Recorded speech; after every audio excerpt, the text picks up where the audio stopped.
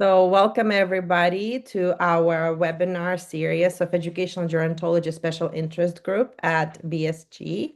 My name is Natalia Balyasnikova. I'm one of the co-chairs of the group and co-conveners. And I just wanted to briefly introduce our interest section. Our special interest section focuses exclusively on learning in later life, covering topics from aging and education development to age-related changes in learning engagement. A lot of our members try to explore different effective learning strategies for aging populations. Um, and we're increasingly international, so we have quite a lot of topics on culturally diverse education initiative for seniors. We speak about benefits in intergenerational learning and policy and economic issues as related to educational gerontology. And if you have not yet joined our listserv, here is the QR code. You can scan it, and it will take you to a form that will ask you to fill out some information and you'll be able to receive our newsletter and updates about webinars like today. Our webinar series covers a range of topics. They are all recorded and later uploaded to YouTube channel Aging Bites. As our members, we welcome your suggestions for any topics that you would like us to explore.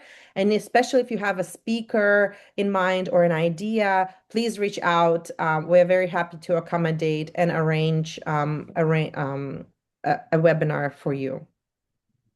Today, we're very grateful to have Dr. Shelley Canning and Gerry Eggert, who are the co-chairs for University of Fraser Valley's Age-Friendly University Steering Committee.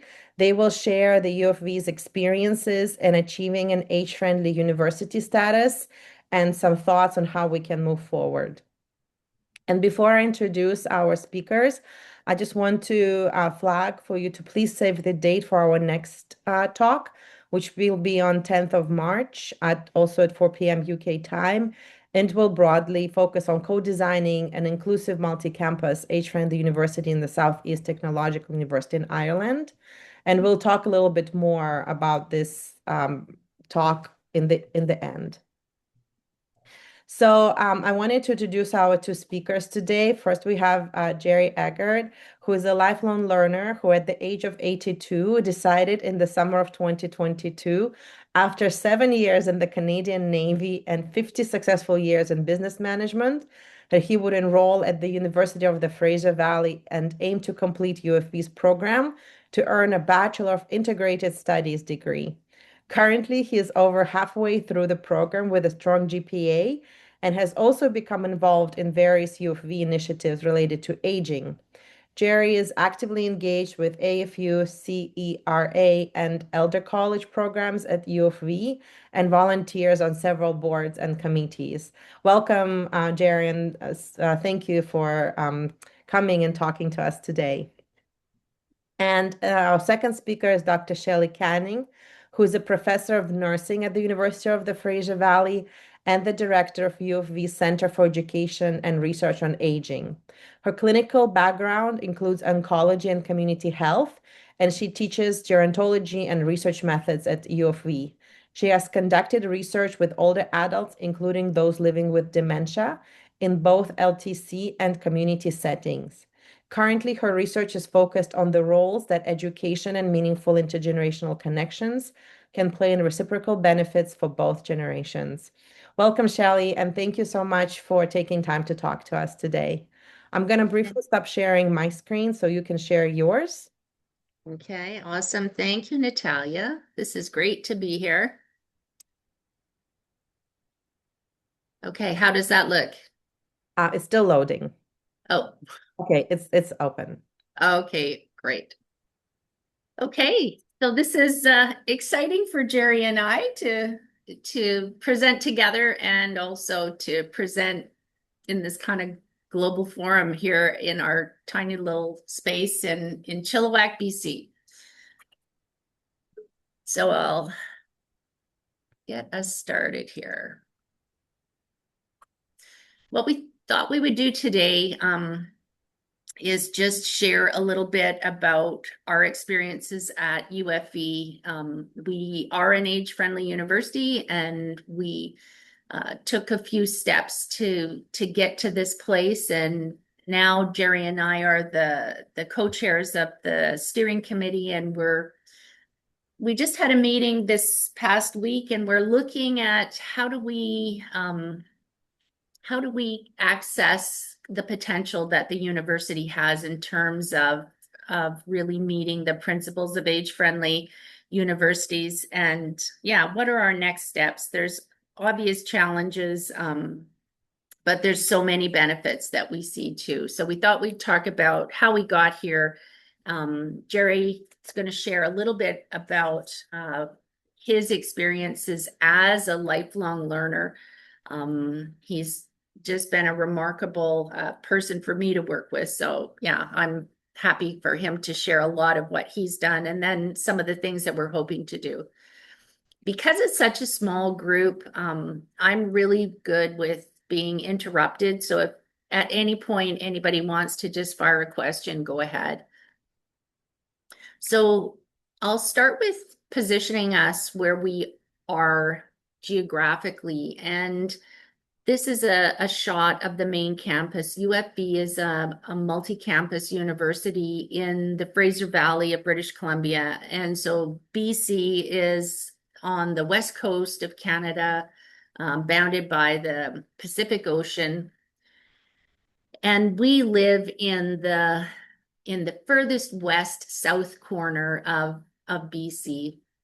And this is where a really large river comes flowing through the province, and it has been a huge source of salmon to our Indigenous communities.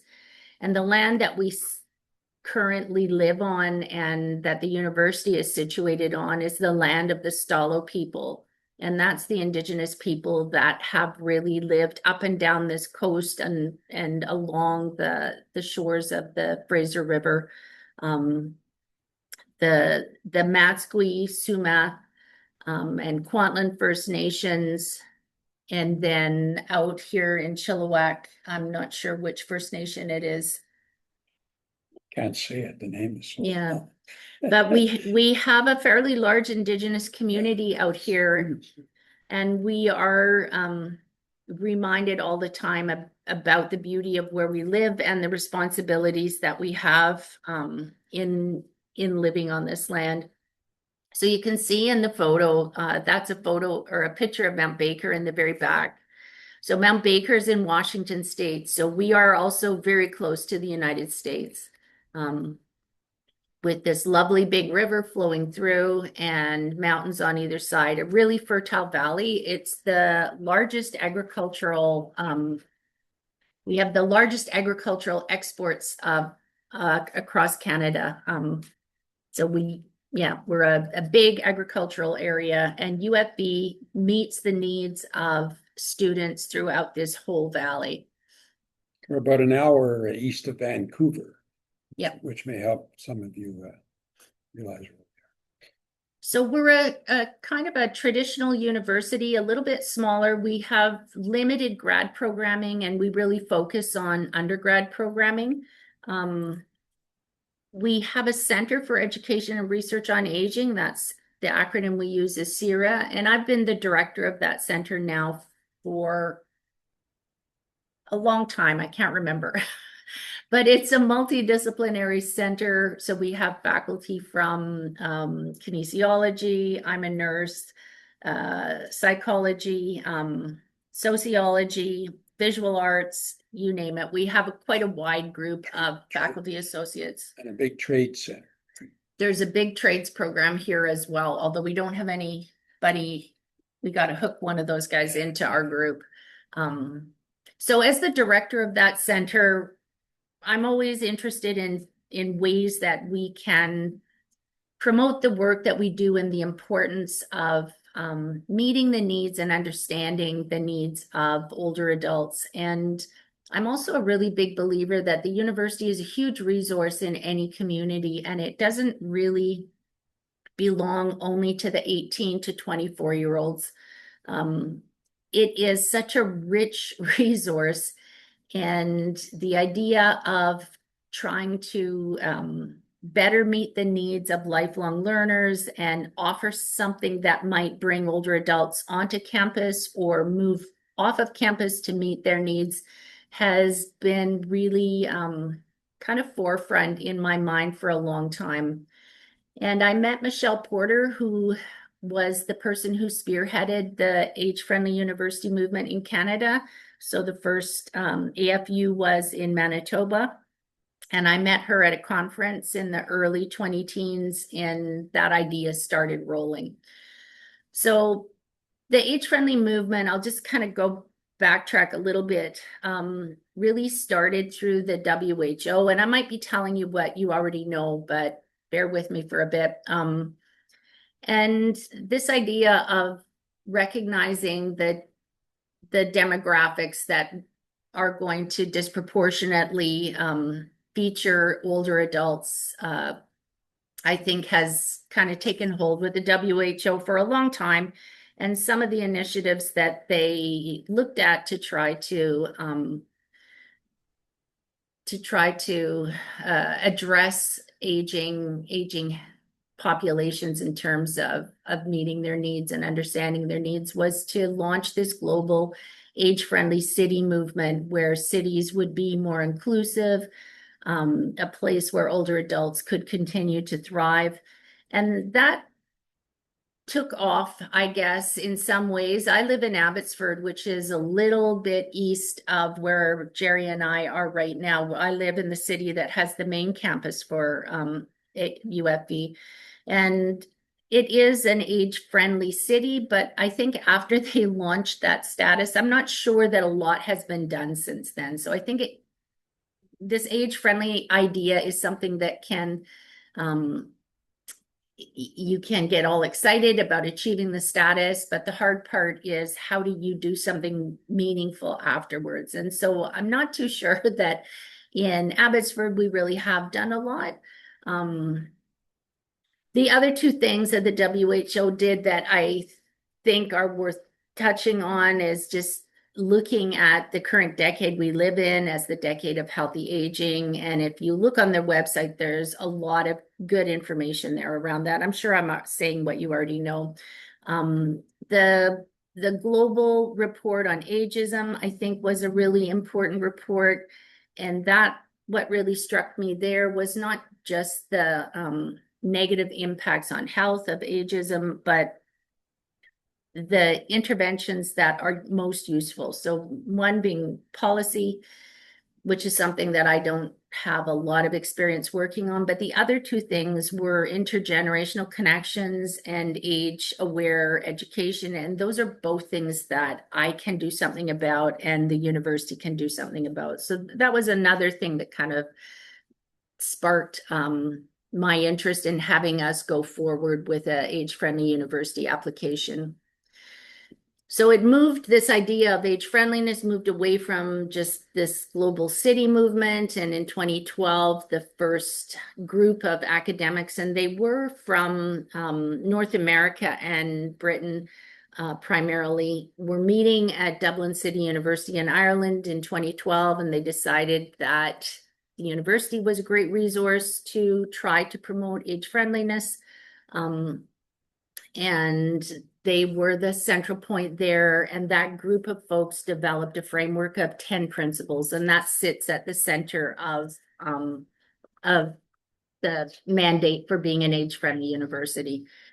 In 2022, I think the mantle changed hands and now sits at Arizona State University, and the vice chair of the global age-friendly university movement is at the University of Strathclyde in Scotland. And so this is the website. If you go on there, there's now 10 Canadian universities that are designated as age-friendly universities. Although as Gerry, he's done a lot of research and he's seen a lot of universities talk about age friendliness, I guess, but may not have the age-friendly membership. So these are the guiding principles that are central to being an age-friendly university. So the first thing that we did was kind of look through this and think about where we currently stand, are we meeting the principles, or are they, if we're not meeting them, are they things that we potentially could do? And I've just kind of highlighted the main idea behind each of these principles. So, involving older adults in all the core activities, including education and research, looking at exactly the example of Gerry having either a personal or career development in the second half of your life. So this lifelong learner, pursuing a range of educational needs. So this idea of maybe pursuit of masters or PhDs later in life too. Intergenerational learning is something that I'm really interested in. So that reciprocal benefit between learners. Looking at online educational opportunities, that technology has allowed us to do so much, and we know that it needs to include the needs of older adults too. The research agenda of the university, making sure that is focused on how the university can respond to the needs of older adults. I like this principle, taking a more positive look, looking at the longevity dividend. There's lots of richness and expertise that older adults have that they can bring to the university, to the classroom.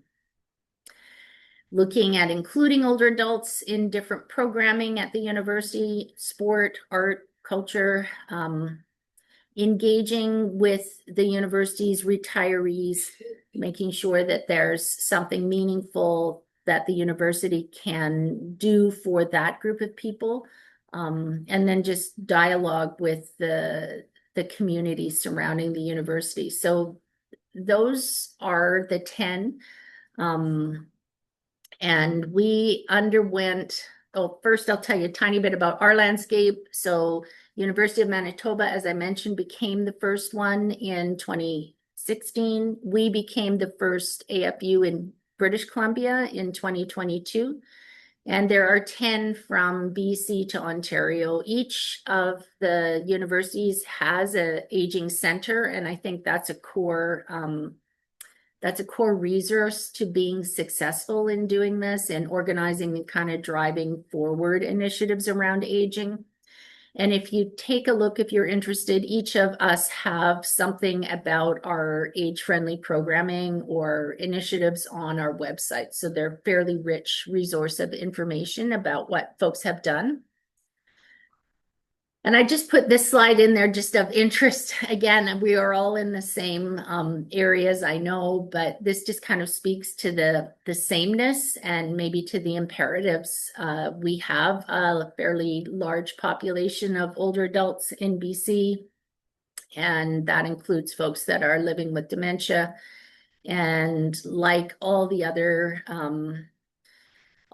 places in the world now, Canada's population of older adults, particularly those older ones, folks over 85, are increasingly increasing at a pretty rapid rate. So I use these kinds of demographics to kind of bolster the imperative when I'm talking to the university senior admin or other groups to ensure that, I think systemic ageism really does exist. And when we look at trying to meet the needs of older adults or promote this kind of initiative, it very much seems like a kind of just a nice story to hear something about an older person having some needs met, but it's hard sometimes for it to become a priority. So numbers like this help me make our case. So back to what we did. Back in 2022, we got a little bit of money from our senior admin. And again, I used that kind of demographic data and that imperative. Our senior admin liked the idea that we could be the first AFU in BC. So that was another selling point. Our research office is really supportive. The research centers sit under we sit underneath the research office. So the VP of research we report to him. So he was very supportive. And we had a little bit of money. We hired a group of student RAs, and then we went about conducting an audit.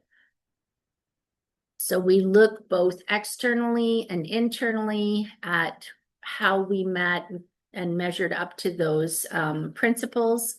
And the students did all the legwork and then brought the data in, and we compiled a report. The walkabouts were really fun. The young guy that was on the left of the previous slide, he went with a couple of older adults, and they just walked all over the campus, in and out of buildings, up and down the stairs, along the hallways. And they had an accessibility tool that one of the faculty members in Sierra, who's a kinesiologist and does some disability work, they had an accessibility tool. And so they just ranked us. And they found a lot of places where we were not really very accessible, and so not really well meeting the needs of an older population that might have some accessibility needs. So the signage wasn't great. Parking was definitely an issue. That was limited handicap parking and some uneven surfaces. Function, it's things like the bathroom, automatic doors. There was some really narrow hallways, not much seating with armrests. So there was quite a few things that they pointed out. On the plus side, the volunteers were absolutely over the moon to do this. So it was just another kind of, I think, just an anecdote that supports having older adults involved in the university. They were delighted to come to campus, delighted to work with a young student. So it was a great experience for them. And they were really good at pointing out things that we could do a little bit differently. The internal audit showed lots of positives, but also some gaps too. So the first thing, again, is having a center, a research center. We do have some aging courses where age is the focus, not necessarily an invitation for older adults to actually take those courses, but we do have courses focused on aging, particularly in the usual suspects like nursing, kinesiology. We've got an adult ed and continuing ed department.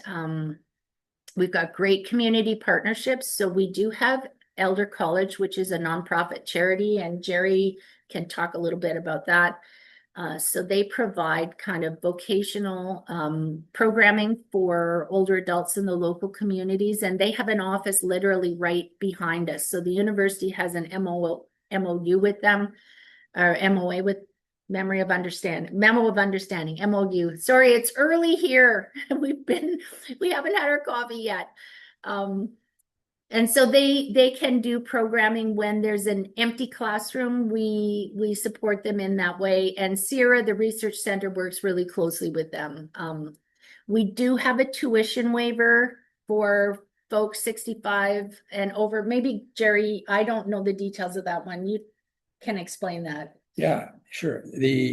Most universities, a lot of universities have something going for older people, and in this university, if you're 65 or older, basically your basic tuition is free. There's some limitations on it. You do have to pay the student fees, but you don't have to pay the tuition fees. And you're only allowed to take 2 courses per semester, except in the summer semester, you can take all you want. And then the other thing is you have to register 2 weeks later than the paying students kind of thing. But it works well. It needs some work, which we'll talk about a little bit later, but it's a program that most of the universities in BC kind of have it. You have to search to find it. It's there. It's not promoted perhaps as much as it should be. And there's some flaws in it that I'll talk about later. I actually didn't really know about the tuition waiver until Gerry started talking about it. So that was, yeah, it just speaks to it not being well known. The other thing that was a really good piece of our application in the end to be an age-friendly university was that UFV had just done an integrated strategic plan. And in that plan, there was a lot of things that were highlighted about the university's mission, vision, goal, values. And a couple of the values that were really highlighted were commitment to EDI and a commitment to lifelong learning. And those are both pieces of central to any age-friendly university, ideas of diversity and inclusion and lifelong learning. So we really focused on that.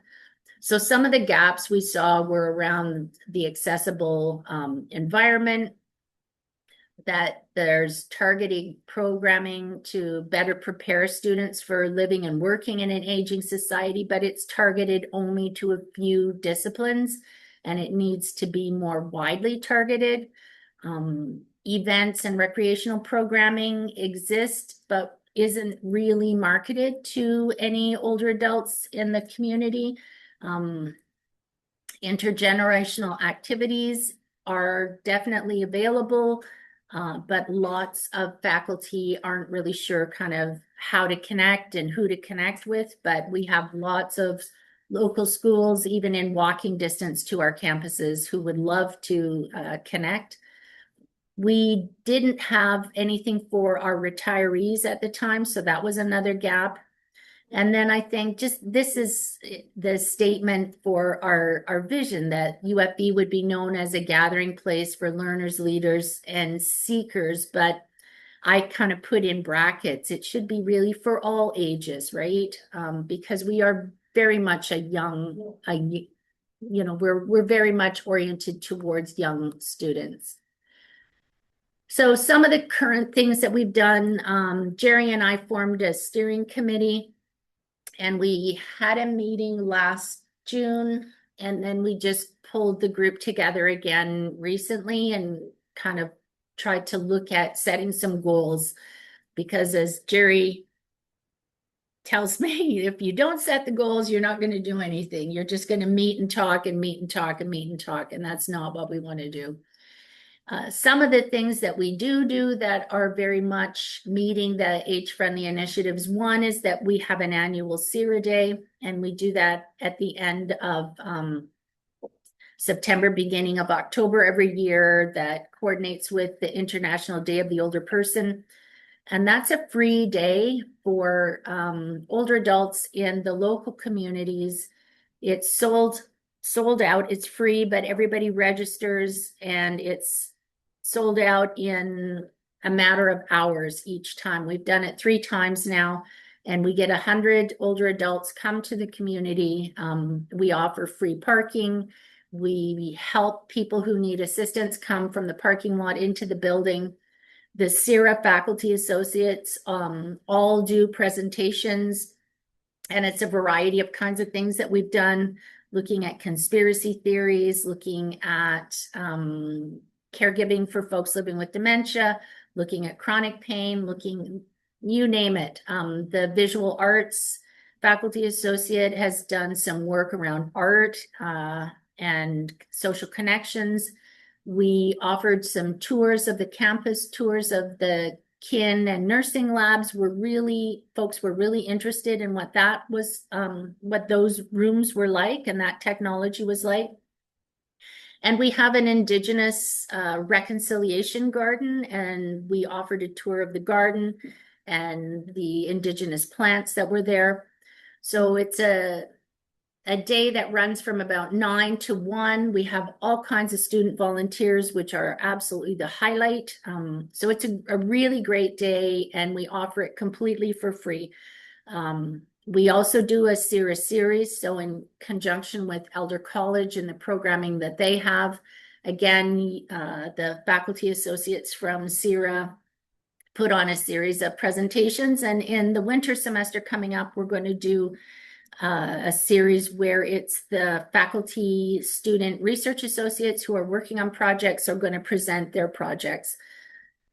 We just have a new retirees association, so that was just formed, and it fits with our age-friendly initiatives. And we're in the process of creating a how-to video for older adults who want to register for credit courses and figure out how to access the tuition waiver. So I thought it'd be great for Gerry to share with you some of his experiences as a lifelong learner, and he's really keen to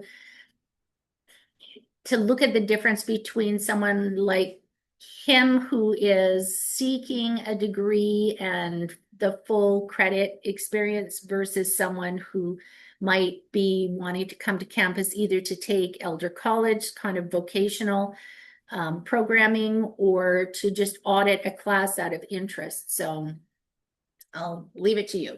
Okay, Shelley, before you go, I see a hand. Oh, sorry. And did you have Aria? a question? So hello, Shelley, and hello, Gerry. I just, because Shelley, you offered I could ask questions in between, Sure. but I didn't want to interrupt, so I raised my hand. Really interesting. Just maybe I missed it somewhere, but when you talk about the retiree association, are these retirees as students or as staff members, or does it not matter? Is it anyone? It is the university's retirees. So that's what the principal intends. So it's faculty and staff. Faculty and staff. Okay. But students who are retirees, could they potentially join as well, or would that be a different organization, association? Yeah, I guess they might fit under the alumni, is what Gerry just said. We have a pretty large alumni association. So yeah, that's a great question. The idea, I believe, is that you are a retiree of the institution rather than just a retiree. it's got to be a student connect or a university connection.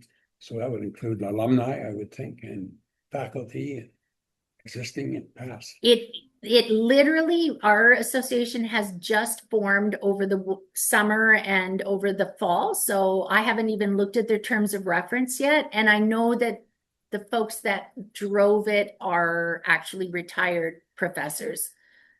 So Right. yeah, I'll Thank you have for a look clarifying. and see. Yeah, that's a good question. Thank you. Okay.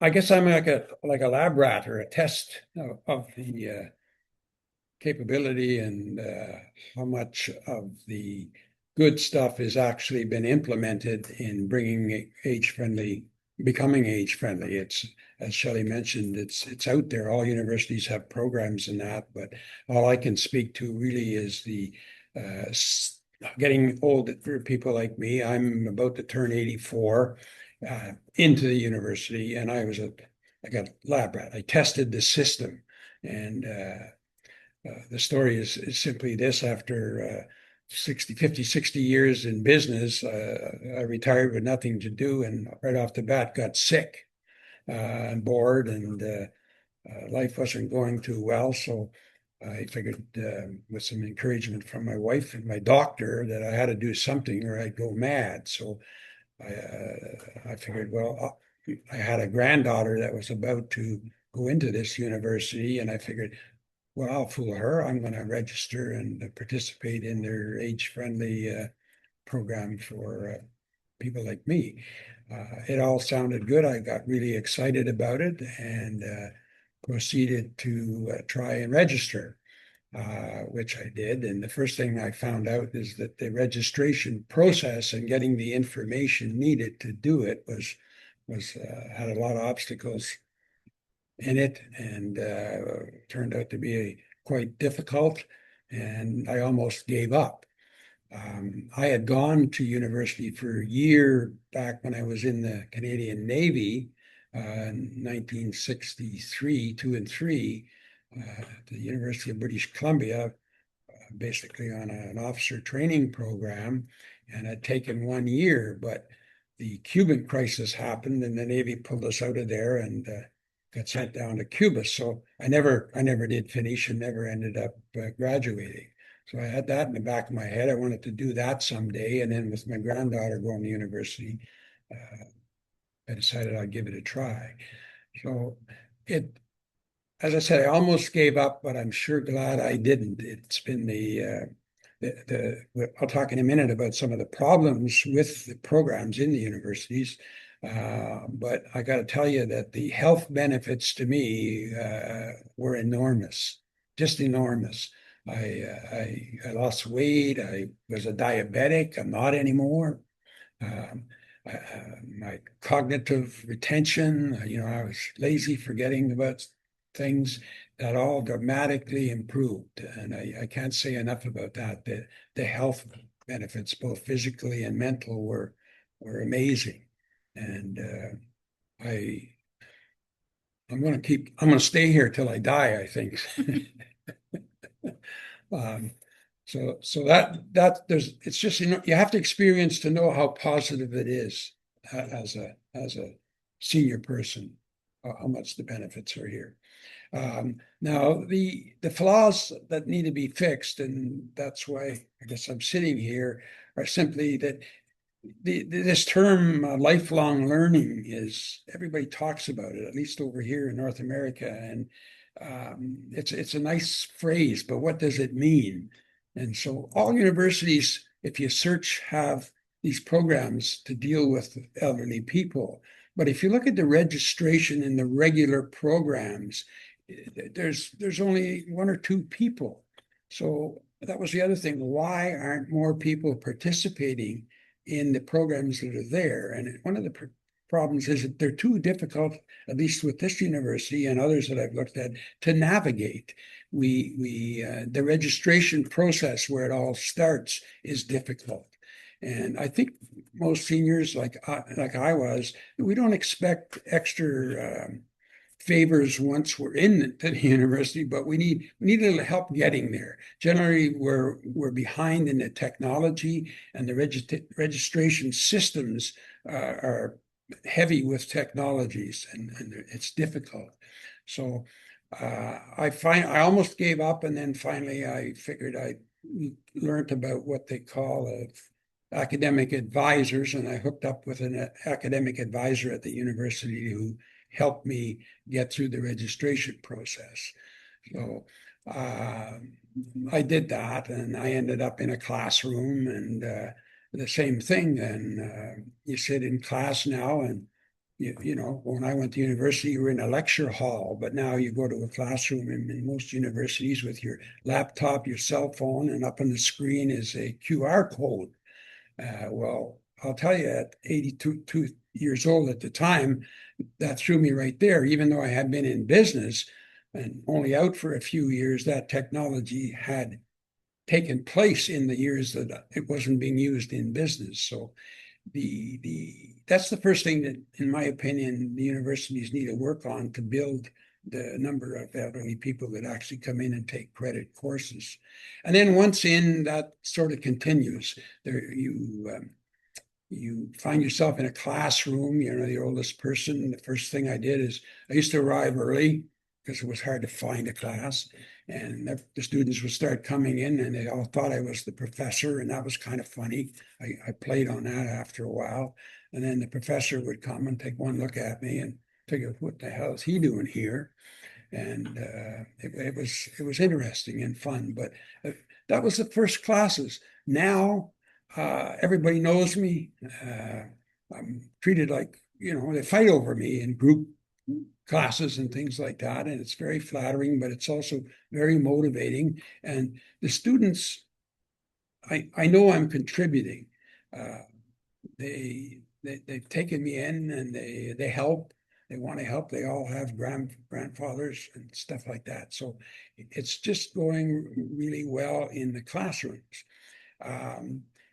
The other thing is the support systems within the university. Everything from the student union to the departments that help.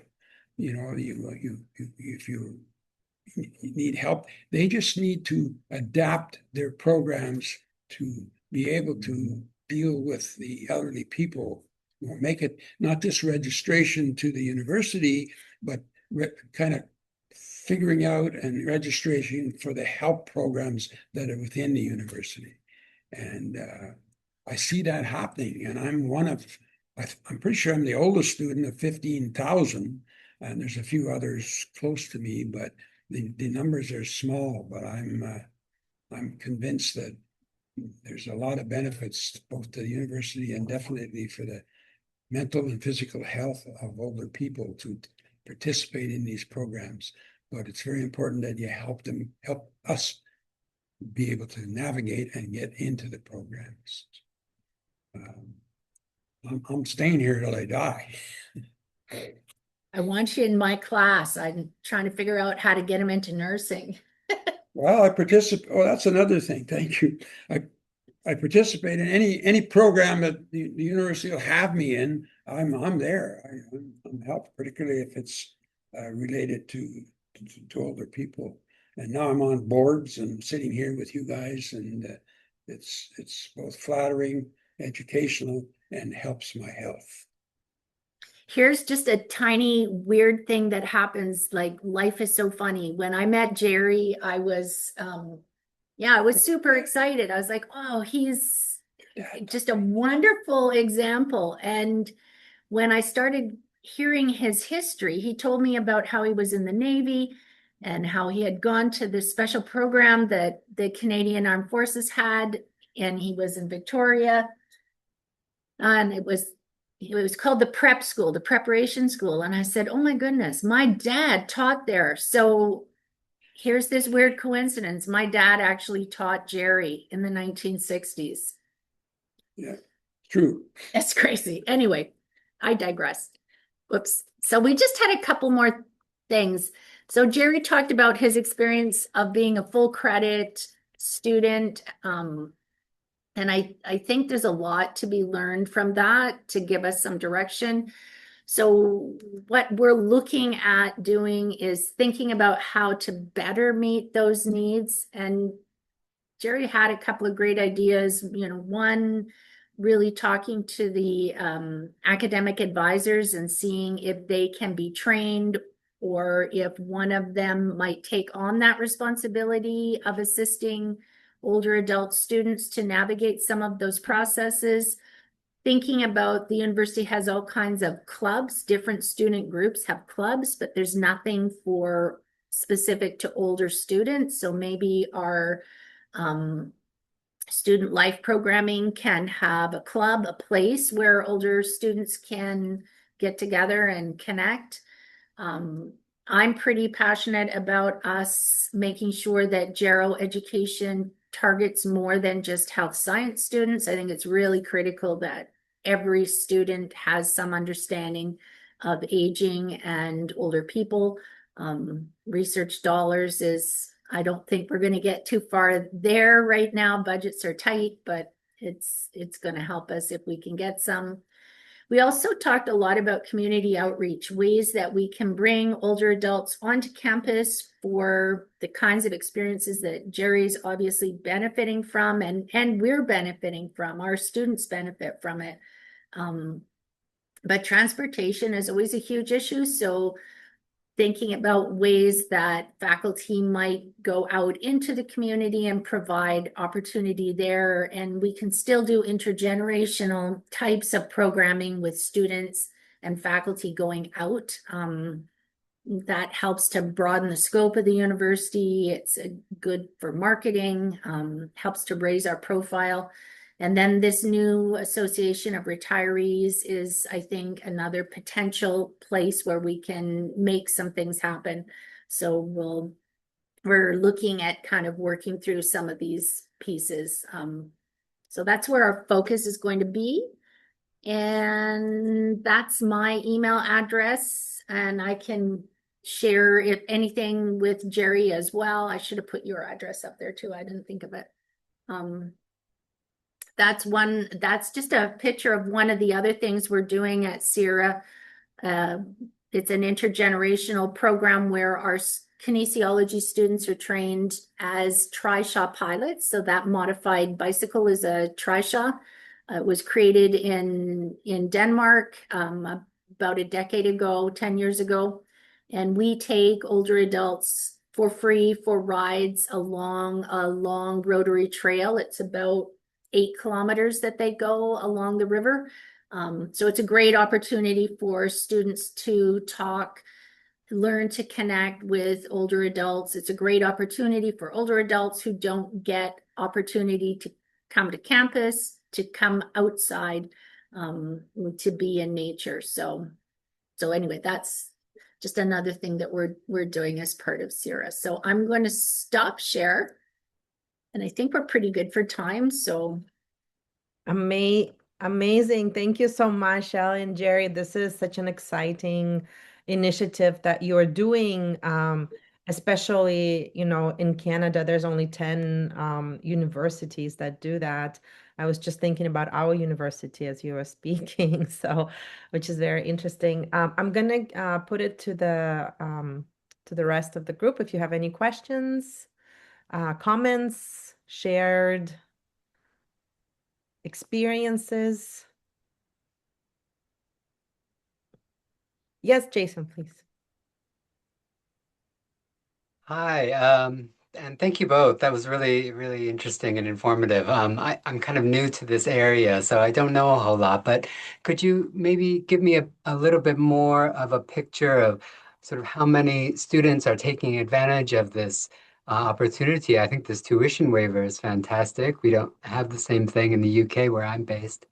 Um, and I wonder if a lot of people know about it or taking advantage of it, and especially students who are joining into the classes with the typical university students. I guess I also wanted to know about the kind of structure that you have. And Gerry mentioned that you can take, or you mentioned, one of you mentioned that you could do 2 classes a semester. There's Yeah, 2 I think classes you a mentioned semester, that, Gerry.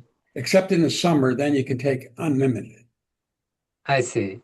And those are classes that you can apply towards your a degree Degree, if you yes. wanted to. They're regular Um, university credit classes. And I then see. all you do is you pay the student fees, which are $75 to $100 a course, but you don't pay And the. is that a condition for taking advantage of that tuition waiver program? There's 2 conditions. One, you have to be over 65, and you do have to meet the requirements of the university, meaning you have to have been a high school graduate. You have to, and you have to either present your credentials from graduating from a high school, which in my case was so far back that they weren't available. And what I had to do was use my UBC getting in there with them to get me in here. And that was part of the registration problem, proving it. And when you get to be that old, a lot of us are coming from before computers.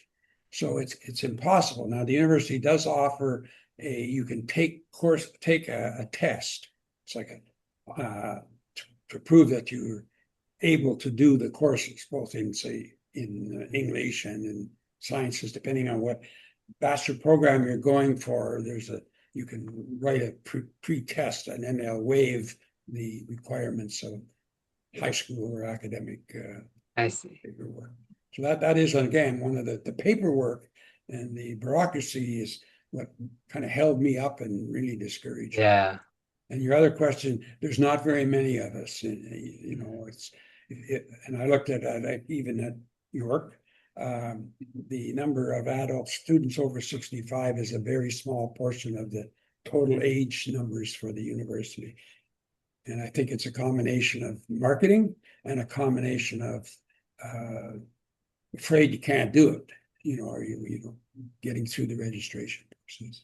you could just pay for the courses and then you'd be assured of getting in. But I think the idea of the tuition waiver, I mean, it's obviously helpful financially, but I just think it's a bit of motivation too, for people who maybe never thought of it. And people to do it. my age, a lot of them didn't go to high school. I mean, you have to be able to handle the workload based on that. And that's one of the roles of Elder College, which is this college within the university, It's an independent, not-for-profit organization, but it offers courses that aren't degree-oriented. There's no graduation. And Yeah. a combination of everything from cooking classes to painting to belly dancing. Yeah. But there's also university professors that will come in and teach knowledgeable courses on health and stuff too. So that's there for people that want to learn things. But if you want to actually chase a degree, that's what I decided to do. And that's the sort of the minority membership of students in the total elderly, age-friendly stuff. I do think, Jason, that when I talk to older adults, they would be into it, but they're pretty apprehensive. They're not sure they could do it. Yeah, I mean, how do we break down those those perceptions and change that? I mean, this is great because you got Gerry here to be on your billboard there. Yeah, I wish we all had a Gerry. Thank you so much. I'll let others take some questions. Think anybody else? Yeah. Do you have, yeah, thanks. Do you have particular ways of reaching out to older people in the community? We have, with our Center on Aging, we have a website and we have a contact list. So all the folks that come to CIRA Day, we ask them if they want to be on our mailing list for events and research opportunities. So a lot of people participate in research through the center, through that contact list. And then also through Elder College, they have a regular mail out to all their students but we don't market the lifelong learning part, Jill. And that's something that I think, like, you just fell into the experience. And so I think that's a piece that's missing. Yeah, I was just thinking, is there a way of letting people know, maybe if they're retiring, if retirees are one of your target markets, is there a way of letting them know as they retire? Maybe they'd like to do something, do some learning in the free time that they're likely to have, particularly given the health benefits that you've found. Yeah, I think that's got to be one of the things we focus on. Not every older person's going to be interested, but no, I'm of course sure not. there's a group that will be. Yeah. Yes, thank you, Jill. Yes, Marianne. Last question. Oh, I didn't realize I didn't. Okay. With those, I mean, first of all, a couple of things I want to say. Gerry, I completely understand the registration process. At our university, I'm from the University of Greenwich, where I'm staff, and I took a course and I had to register on the course being staff, and I thought it was impossible. I mean, I'm used to technology. They made so many hurdles. I didn't receive that email. It was a nightmare. Sometimes I really wonder how these very basic things are not resolved. So yeah, I really appreciate that you persisted and went over that stumbling block, which I can see is a really big one. And you mentioned the community you have so far managed to engage, the number of people who are older or mature students. I find as well mature students are, I think, at least in UK, from 21. So let's say students over 65. How diverse are they? Do you also reach, Indigenous, do you reach a variety of citizens, or is it usually, which is frequently a criticism about research with older adults, that we seem to reach more or less the same type of people who are well educated, frequently from a white background, predominantly female? I just wonder if there is variety, or you're also tapping into the usual target audience. are you asking about the research agenda or the lifelong learning part? I didn't realize that you had two different agendas. I was thinking about that community, these students you have attracted to Yeah. come to the university and now study with you with a student fee waiver.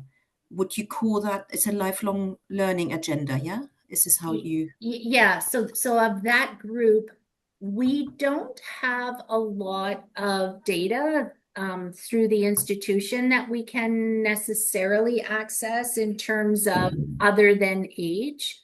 So it would be hard to know that, but my absolute guess is yes, that it is exactly that demographic that you're speaking to.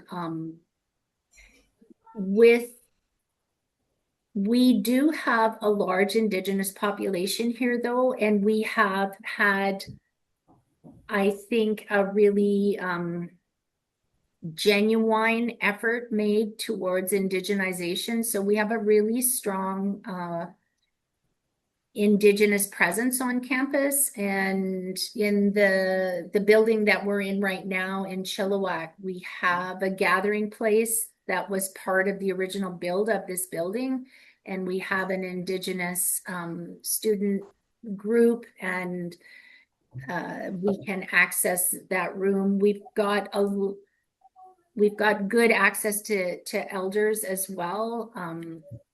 So there's I think been genuine effort made on the part of the university for some progress towards reconciliation.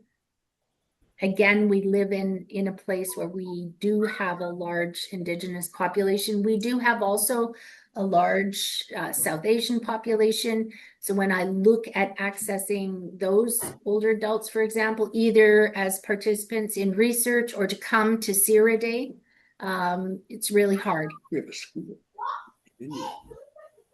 Yeah, it's hard. So we do tend to get white women of a Christian background. Yeah, but I think as Jill has mentioned before, thinking about maybe how to reach out and target different groups. And it's fantastic when I heard about the Indigenous park and garden you have and the pictures you showed right at the beginning. For anyone who missed it at the beginning, there were wonderful pictures of their university campus. I was quite envious. It is a really beautiful campus out here. Yeah. You're welcome to come. Oh, I will look into this. Thank you so much, Shelley. Thank you, Gerry. Thank you for taking time to talk to us. Everybody who attended, I know we're in different time zones, so I increasingly appreciate you coming to this webinars. As I said, we're going to be recording this, so stay tuned for the link for the YouTube video. And I'm just gonna, in the last minute, pass the baton over to Marianne, who's gonna talk about our next webinar. Go, Marianne. So, just in case for anyone who missed it at the beginning, as Natalia had mentioned before, on the 10th of March 2026 at 4 p.m., we will have our next speaker, and she's actually present here today as well. Trish Finnegan, and she will be talking to us. We don't have a fixed title yet, but just loosely, it will be as well about age-friendly universities and looking at co-designing and an inclusive multi-campus of Southeast Technological University in Ireland. And Trish, if you want to say anything about it already, you're welcome to for a couple of seconds.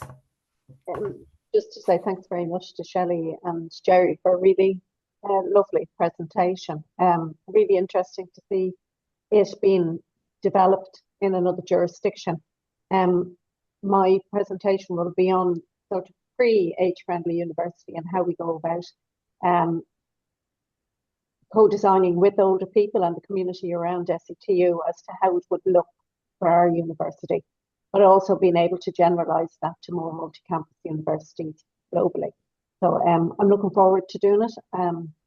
I have to put the thinking cap on to exactly the title and how it's going to be done, but hope to see you on the 10th of March next year. Well, we have time, so it's okay. Thank you, everybody. Thank you, Trish. Thank you, Shelley. Thank you, Gerry. Thank you, everybody. And thank you, Marianne, for introducing our next webinar. And we'll be in touch. Have a great rest of your day, wherever you are. Bye-bye, everybody. Thanks, Natalia. Thank you.